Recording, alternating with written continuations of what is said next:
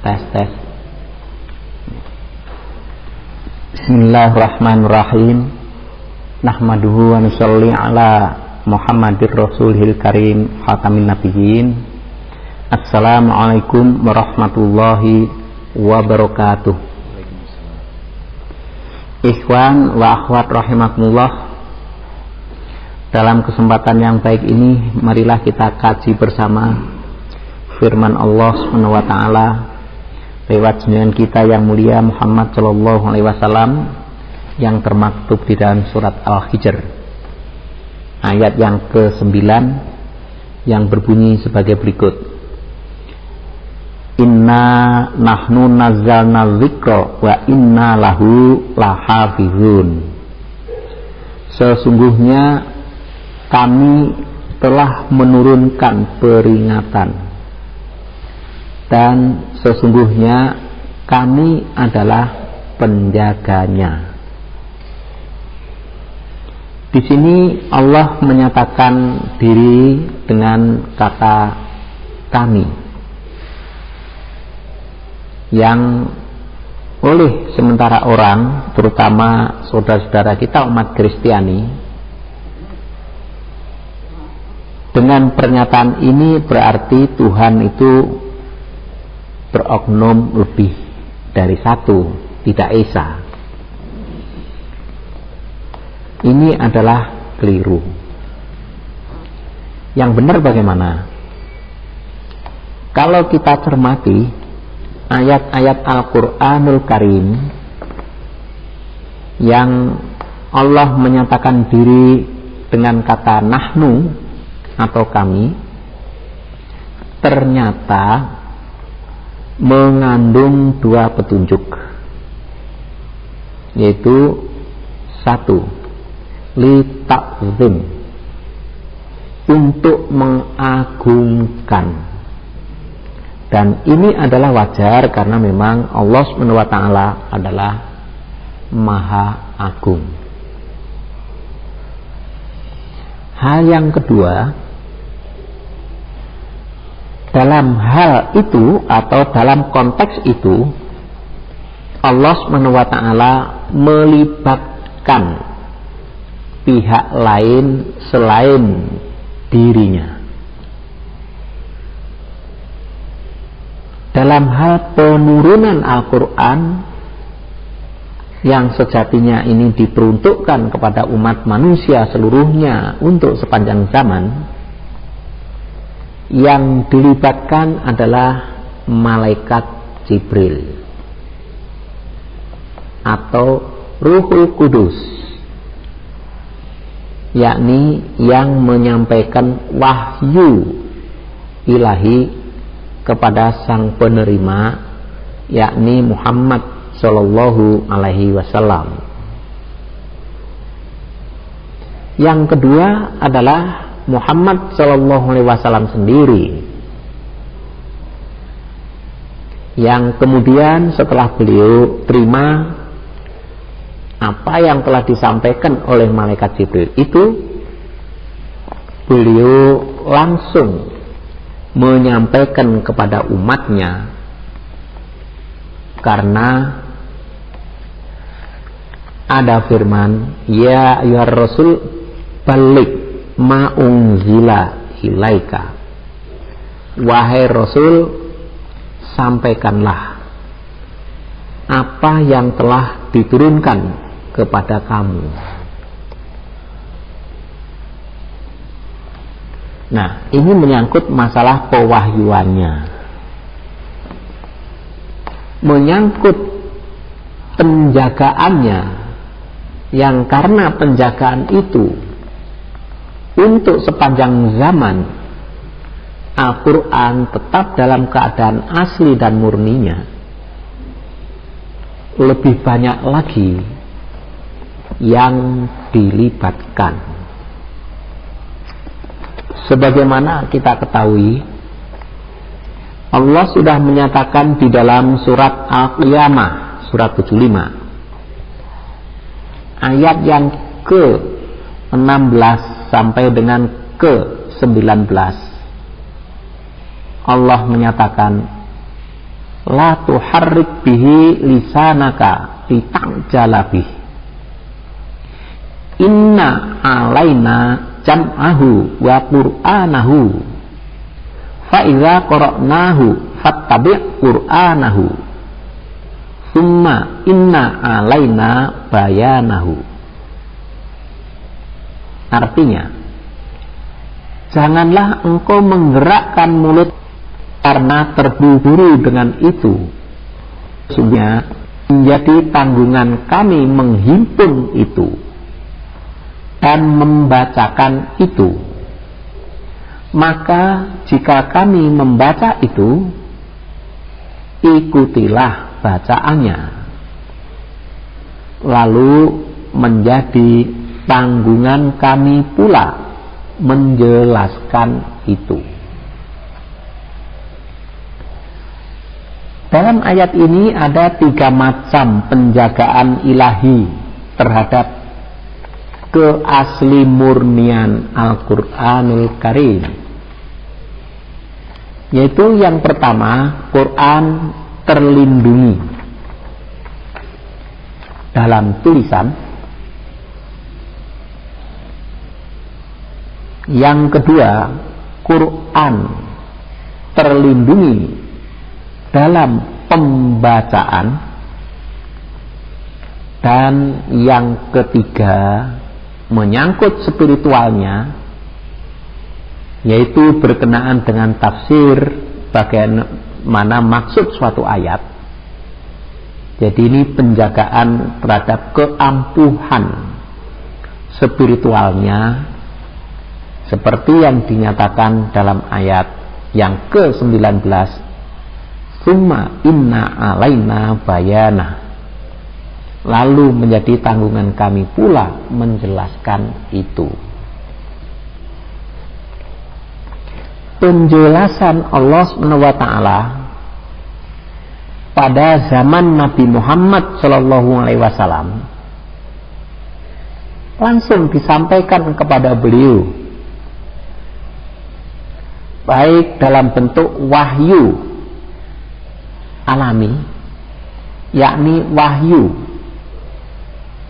dalam bentuknya yang asli, atau dalam arti yang asli, yakni al-isyaratus syariah, isyarat yang cepat yang dimasukkan dalam hati Nabi. Atau bisa juga itu dalam bentuk ilham, suara gaib yang diterima oleh indera Nabi suci Muhammad SAW. Atau bisa juga itu berupa ru'yah sholihah, impian yang baik. Dan juga tidak jarang penjelasan itu diwahyukan dalam bentuk vision atau kasaf, yakni penglihatan rohani. Penjelasan ini semuanya merupakan cara-cara Allah berfirman yang disampaikan kepada hambanya umat manusia, baik nabi ataupun bukan, yang dikenal sebagai wahyu khafi atau wahyu batin, atau wahyu ghairu matlu, wahyu yang tidak diucapkan dengan kata-kata yang terang, yang dalam teologi umat Islam pada umumnya hanya dikenal sebagai ilham.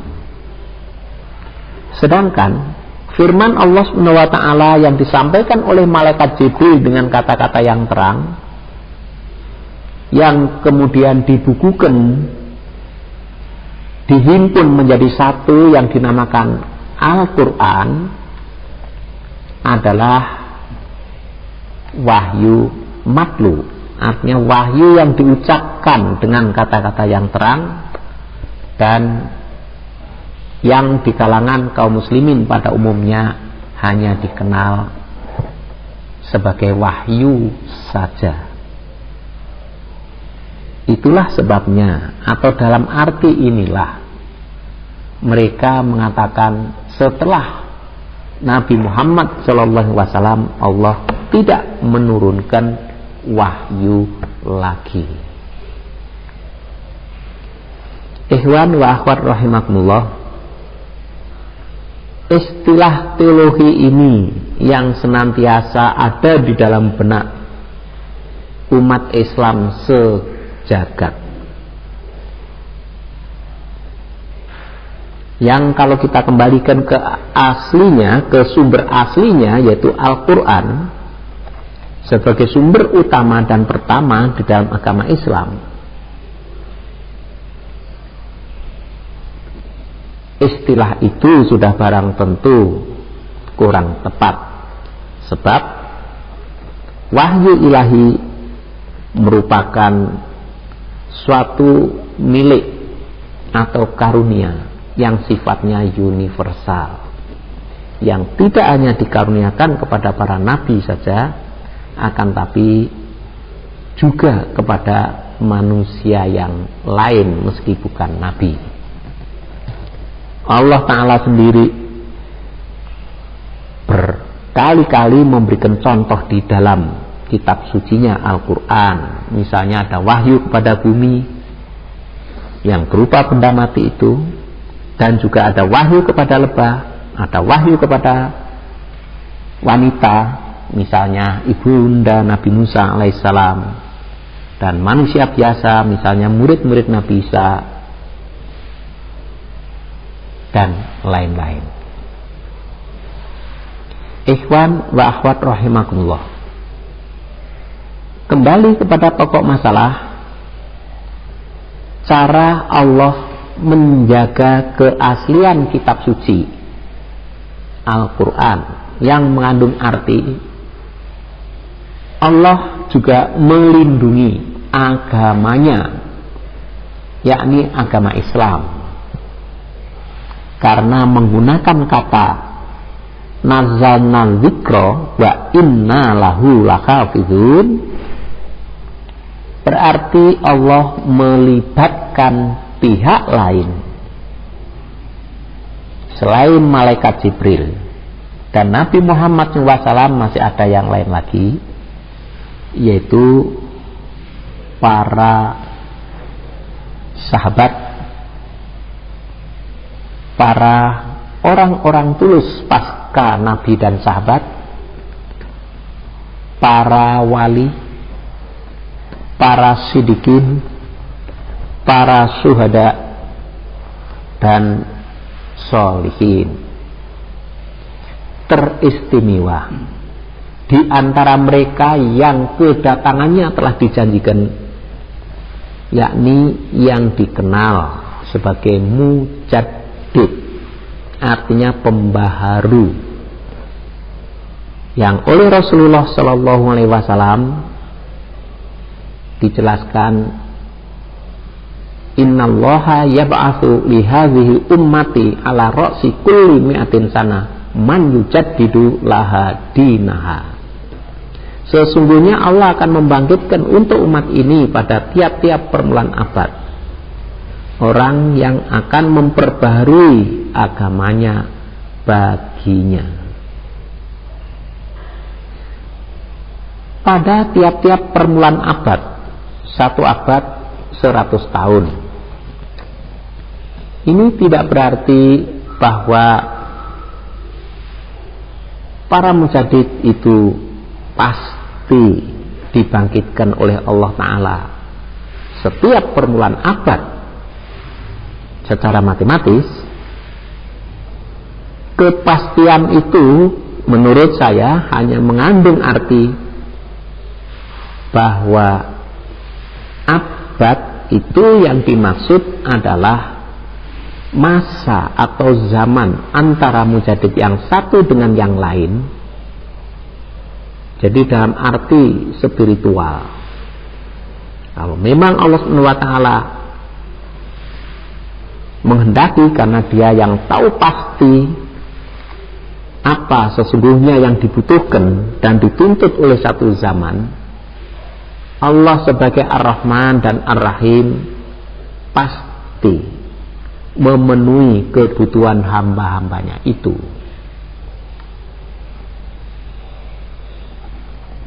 Ikhwan wa akhwat rahimakumullah, kalau kita baca dalam sejarah Islam dari abad ke abad, ternyata tantangan yang dihadapi oleh kaum muslimin itu berbeda-beda. Dan untuk itulah maka Allah memberikan petunjuk bagaimana menjelaskan Al-Quran untuk menghadapi tantangan zaman dan sekaligus memenuhi apa yang dibutuhkan oleh zaman itu. Kita ambil contoh misalnya pada abad pertama tatkala dunia Islam ditimpa oleh fitnah Islamisasi yang dipraktekkan oleh Sulaiman sebagai Arabisasi, Allah membangkitkan Umar bin Abdul Aziz. Kemudian abad berikutnya wilayah Islam sudah terbentang luas, mulai dari Maroko sampai Sungai Sind di India. Dalam hidup berbangsa dan bernegara sangat dibutuhkan aturan-aturan sebagai implementasi ayat-ayat syariat. Maka pada saat itu muncullah mujadid-mujadid di bidang hukum. Misalnya yang disebutkan sebagai mujadid pada abad itu oleh kitab Hijazul Kiromah adalah Imam Syafi'i dan Imam Hambali, imam madhab yang sangat terkenal di seluruh dunia Islam sampai sekarang. Abad ketiga dunia Islam ditimpa oleh fitnah filsafat Yunani dan ilmu mantiknya. Untuk itulah maka Allah membangkitkan mujadid dalam bidang akidah,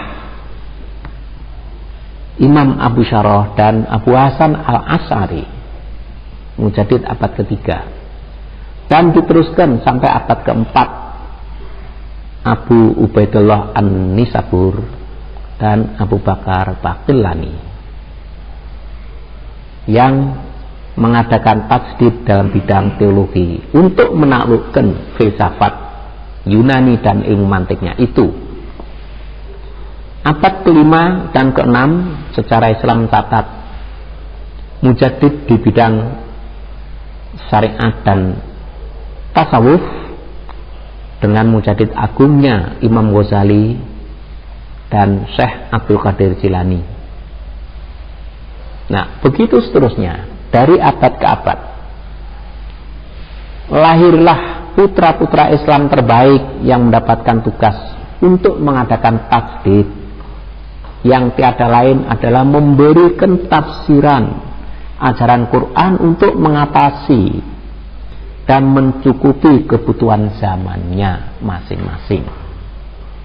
Yang pada zaman akhir ini, di mana Dajjal Ya'juj Ma'juj merajalela, Allah membangkitkan mujadid agungnya Hasrat Mirza Ghulam Ahmad. Beliau juga seorang mujadid dalam bidang syariat dan tarekat, yang karena tuntutan zamannya, di mana Ya'juj dan Ma'juj dalam bahasa Quran atau Dajjal dalam bahasa hadis dan juga kitab-kitab suci terdahulu merajalela. Untuk menghadapi inilah maka umat Islam diselamatkan oleh beliau. Hanya satu hal yang perlu kita ingat ialah para mujadid itu adalah utusan Allah Subhanahu wa ta'ala, yang di dalam Al-Quran surat Yasin misalnya ayat Allah SWT menyatakan bahwa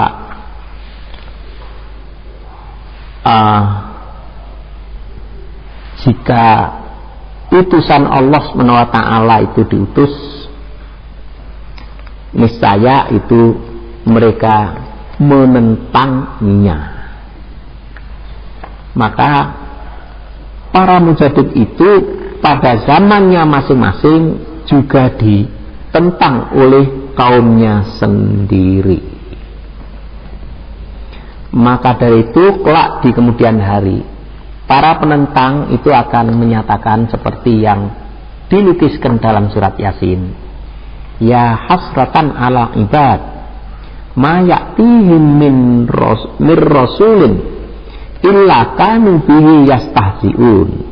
Aduh, celaka sekali hamba-hamba itu, tiada datang kepada mereka seorang utusan melainkan mereka memperolok-olokkan dia.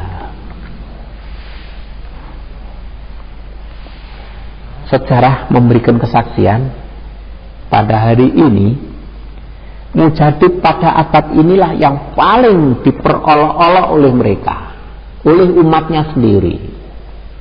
Mengapa mereka memperolok-olokkan mujadid pada zamannya, padahal mereka juga menyatakan diri sebagai pengikut mujadid yang telah diutus oleh Allah. Misalnya saudara-saudara kita kaum Nahdiyin sangat memuliakan Imam Syafi'i dan Imam Hambali dalam bidang syariat, dan dalam bidang tarekat sangat menghormati Syekh Abdul Qadir Jailani dan juga Imam Ghazali dalam hal filsafatnya. Tapi mereka mendustakan mujadid pada abadnya sendiri. Hal ini terjadi karena apa yang telah mereka cerna itu sebenarnya telah kedaluwarsa. Dengan demikian, tajdid para imam itu memang suatu hal, ibarat satu minuman atau makanan itu sangat menyegarkan pada zamannya.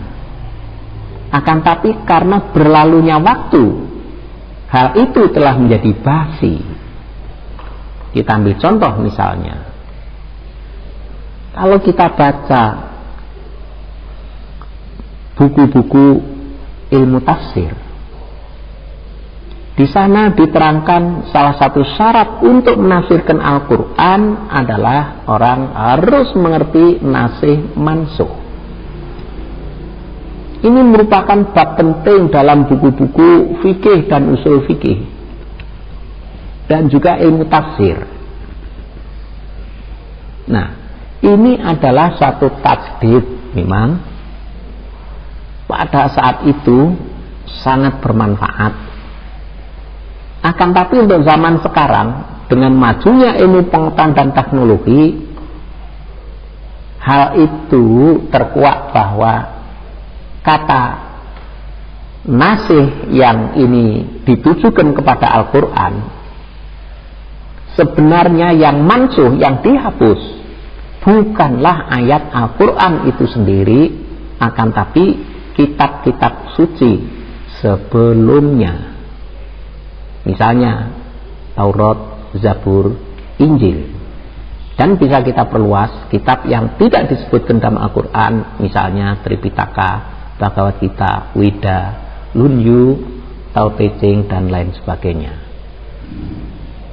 Itu yang menyangkut masalah hukum dan juga tafsir, menafsirkan Al-Quran. Masalah lainnya lagi adalah masalah jihad, yakni mengangkat yang mereka artikan perang, yaitu perang melawan kaum kafir untuk menyebarluaskan Islam. Memang jihad merupakan doktrin Islam yang sangat penting. Tapi untuk zaman sekarang, abad ke-15, abad ke-21 Masehi, memasuki milenium ketiga, kalau dihitung dari Nabi Isa, atau milenium ke-7 kalau dihitung dari Adam alaihissalam. Bukan itu yang dimaksud jihad menurut Al-Quranul Karim. Karena Quran menggunakan istilah juga jihad dan kabiro, yang wujudnya adalah jihad dengan bersenjatakan Al-Quran, yang implementasinya berupa dakwatul Islam.